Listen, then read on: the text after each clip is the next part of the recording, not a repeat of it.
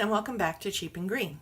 Today I want to talk about curbside finds, dumpster diving, freebies, whatever you want to call it, stuff that I didn't pay anything for that people were just throwing away. If you can believe it, one of my neighbors was actually throwing away this antique Victrola case.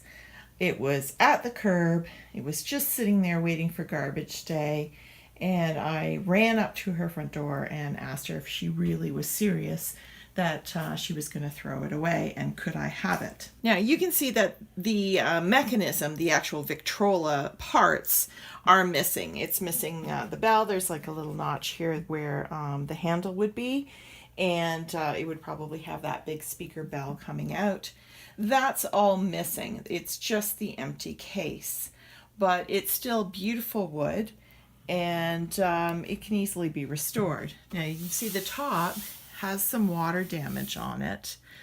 I'm thinking that a quick sand and a coat of dark wax will take that right back up and it'll look beautiful. The inside needs a little bit of attention, but it's still in really good condition, nice and solid, and this could be useful for a bar or storage for all sorts of things, DVDs, whatever. I also found a set of 4 of these really adorable sort of cottage look chairs.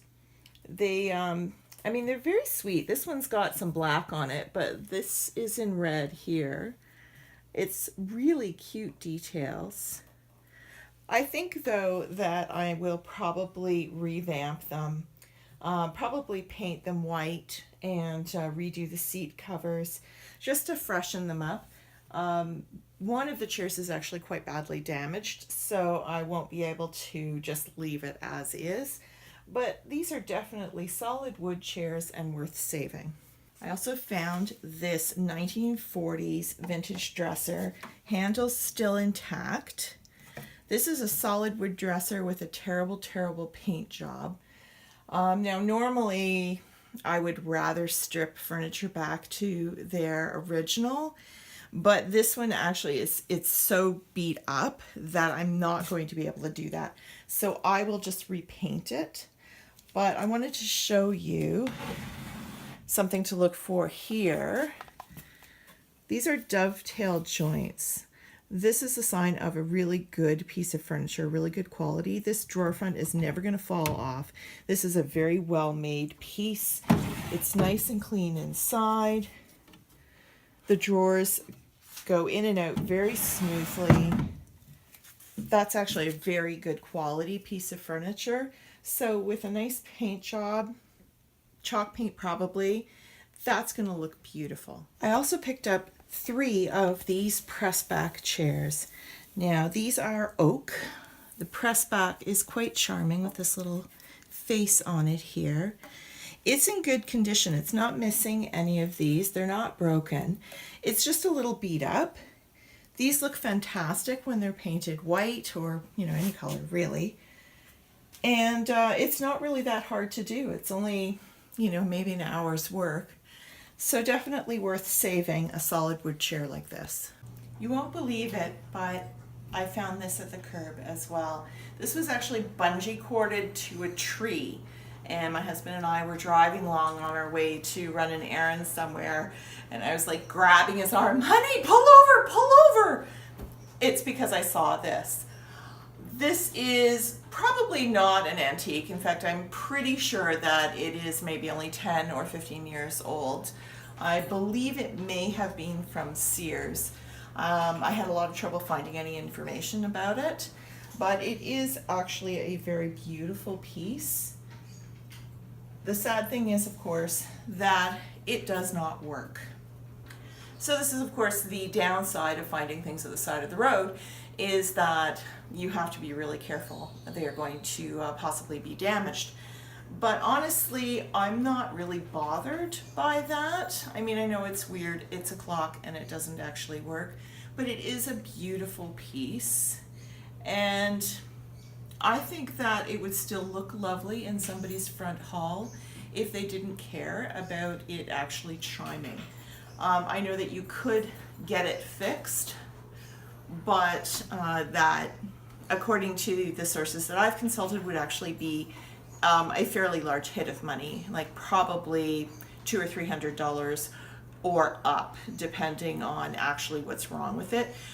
When I went and talked to the people that were getting rid of this clock, they said that they had stored it in their garage for about 10 years. So my guess is that the condensation that occurs, on metal normally when you have heating and cooling in a garage like that that's not insulated and not heated, that the mechanism itself has probably just seized, rusted and seized. So I still think it's a beautiful piece. I still think that it would be a worthwhile addition to somebody's house. So I am going to dust it off, fix the little nicks and scratches, and this is definitely going to go into the antique booth.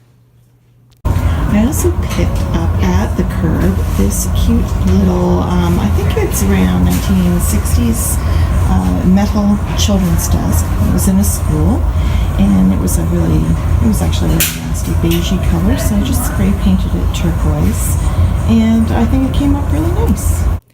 There seems to be a little bit of controversy about the whole dumpster dive or curbside rescue concept. I guess some people are worried that they're maybe taking on somebody else's problems, which is definitely true. You definitely have to be choosy about it. And maybe there's, maybe it's dirty, something like that. So you do have to be careful. But I know Hillary of My So-Called Home has had fabulous luck with finding exactly the right thing just at the side of the road. And just recently, Frugal Green Girl did a whole episode on dumpster diving, and she rescues furniture, cleans it up, and then resells it to be able to find something that is exactly what she needs for her home. I think it's important to approach these things with a very skeptical eye and to know what you're looking for. You definitely want to keep an eye out for solid wood furniture. You want to make sure that it hasn't rained the night before, so the wood hasn't been sitting outside in the rain, because really it's hard to salvage that. Once it's gotten completely soaked through, it's probably going to warp as it dries.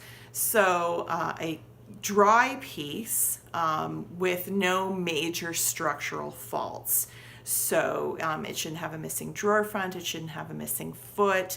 You want to open and close the drawers to make sure, if it's a dresser, that it runs fairly smoothly, and the glides are there and they're in good condition. Check for things like dovetail joinery.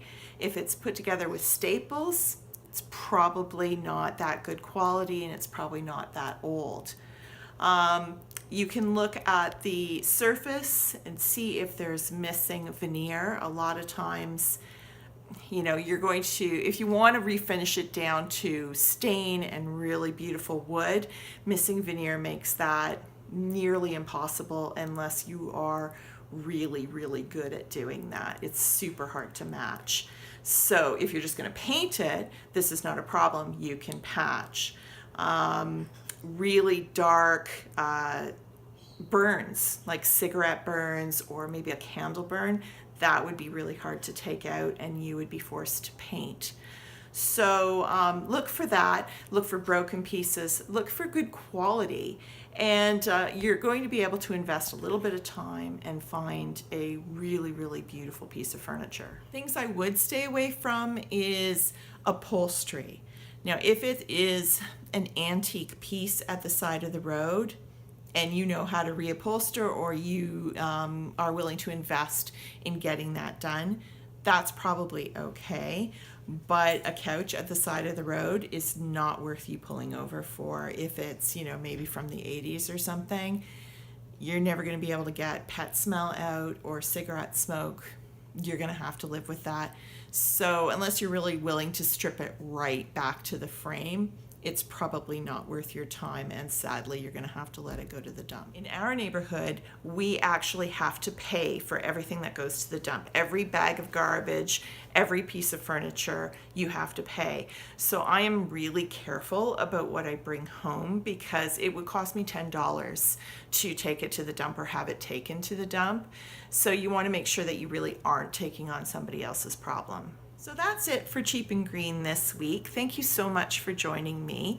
I'd love to hear what you think about curbside rescues. Just leave me a comment below. And if you haven't yet, you can subscribe so you don't miss any of my future videos. I'll see you next time.